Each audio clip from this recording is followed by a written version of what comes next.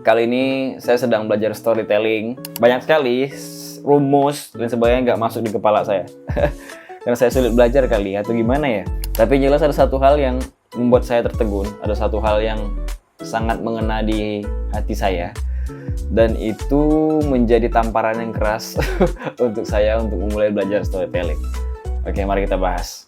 Untuk menyamakan pemikiran dulu, kita bahas apa itu storytelling. Jadi storytelling itu adalah sebuah seni menyampaikan ide atau pesan dan juga dapat dipahami sama audiens. Dengan cara seperti apa? Dengan emosional, kayak dengan cara kerangka yang runut, kayak dengan hal-hal yang menarik, kayak intinya adalah sebuah seni bercerita. Itulah storytelling. Kenapa ini penting? Karena memang format konten ini juga storytelling. Jadi untuk menunjang konten saya berikutnya, pastinya storytelling saya harus lebih baik gitu. Dan di luar dari itu, pengalaman saya pribadi adalah saya adalah storytelling yang buruk atau storyteller yang buruk. Terus juga saya pengen menjadi storyteller yang lebih baik pastinya. Saya pengen bercerita lebih baik pastinya. Dan karena saya juga berakar dari dulunya adalah seorang yang pendiam dan sekarang sudah mulai berani berbicara ya. Jadi ya sebagai tempat bahan berbagi juga lah kepada teman-teman sekalian. Saya dulunya gagap. Sorry banget nih.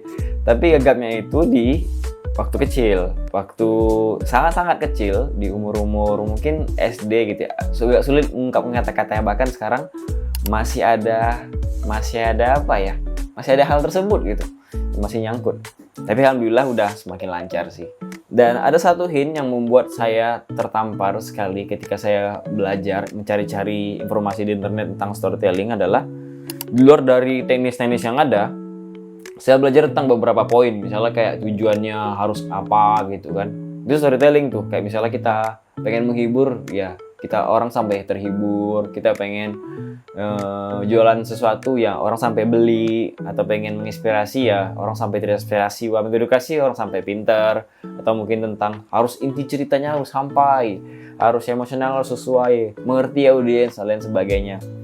Tahapan-tahapan itu saya pelajari tapi masih nggak masuk di kepala saya nih, bingung juga nih, agak bebal sedikit kepala nih ya. Tapi di luar dari semua ternyata untuk bisa storytelling adalah mulai storytelling. Jadi kalau saya cuma belajar saja nggak mulai-mulai, saya nggak bisa storytelling. Ternyata itu kuncinya. Jadi karena saya nggak belajar atau nggak mulai, wow, amazing. Pada akhirnya adalah itu yang membuat saya menjadi sering bercerita dimanapun. Entah itu di motor, entah itu di cermin. Ketika ada ruang kosong sendiri, ya saya bakal ngomong sendiri gitu. Seperti orang gila memang. Terserah sih, ada orang yang ngintip kayak kelihatan, kayak apa, kayak kegap, kayak terserah lah. Yang penting ya memulai itu cerita gitu. Dan saya juga mulai bercerita kepada orang juga akhirnya. Dan emang terasa lebih baik. Dan memang lebih sering cerita sama orang menjadikan lebih baik juga, karena ada respon yang ditanggapin gitu. Kalau kita cerita sendiri ya sebagai bahan latihan lah, seperti itu. Ternyata memulai adalah suatu hal yang paling benar tahapannya untuk pertama. Kacau juga ya. Kenapa nggak dari awal saya mulai gitu? Ternyata memulai adalah suatu hal yang kelihatannya mudah, tapi sulit. Karena itu sebuah transisi kawan-kawan. Contoh misalnya, saya dulu adalah orang yang pemalas. Tiba-tiba saya pengen produktif dan belajar. Maka saya mulai belajar. Nah, mulai belajar ini adalah suatu hal yang rumit. Karena malas itu adalah sebuah aktivitas yang paling menyenangkan yang pernah kita tahu. Apalagi kinerja otak. Otak itu kan pasti memilih suatu hal yang paling mudah di antara yang paling sulit. Belajar adalah sulit. Malas-malasan, baring-baringan, dumb scrolling atau segala macam itu adalah hal yang paling mudah. Maka secara nggak langsung otak memilih itu. Tapi kalau kalian pengen memilih belajar, itu udah pilihan yang sangat bagus. Dan mulai, kata-kata mulai ini terlihat simple, tapi susah sebenarnya kawan. Kayak contohnya, kita jarang sholat misalnya. Memulai untuk sholat, bertobat, itu susahnya minta ampun. Belum lagi cobaan-cobaannya, belum lagi konsistensinya. Apalagi kayak hafiz Quran ya. Memulai untuk hafalan tuh, pasti ada kayak beban tersendiri atau apa. Nah, mental block itu juga menjadi pengaruh sih. Nah, baru terpikir saya ini, mental block adalah suatu hal yang mengganggu juga. Asumsi-asumsi liar di kepala kita yang seharusnya sebenarnya tidak ada, tapi kita ada-adain, akhirnya itu mengganggu kita untuk memulai. Contoh misalnya kita pengen terlihat bagus ya, kita pengen terlihat perfect gitu ya, kita pengen bagus dulu, nunggu bagus dulu baru kita mau mulai storytelling, dan itu sangat mengganggu kita sih. Dan semoga asumsi-asumsi itu kalau memang ada di kepala kita, ya kita coba kita buang. Itu yang buat kita tidak bisa memulai sesuatu. Sebenarnya banyak hal yang belum kita mulai gara-gara asumsi-asumsi atau pikiran-pikiran liar tersebut. Nanti diejek teman, nanti dipandang jelek, nanti mukanya apa gitu.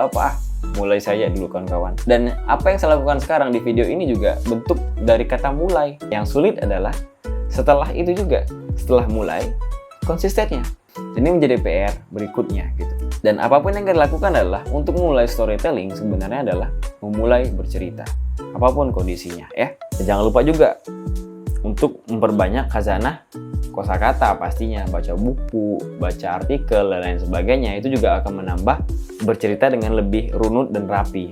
Dan pada intinya adalah sebenarnya itu ya, kita itu bukan nggak bisa storytelling, tapi kita belum mulai, belum terbiasa, dan belum berani sih. Dan semoga kedepannya ya bisa memulai, bisa terbiasa untuk bercerita, dan juga bisa berani untuk melawan diri sendiri.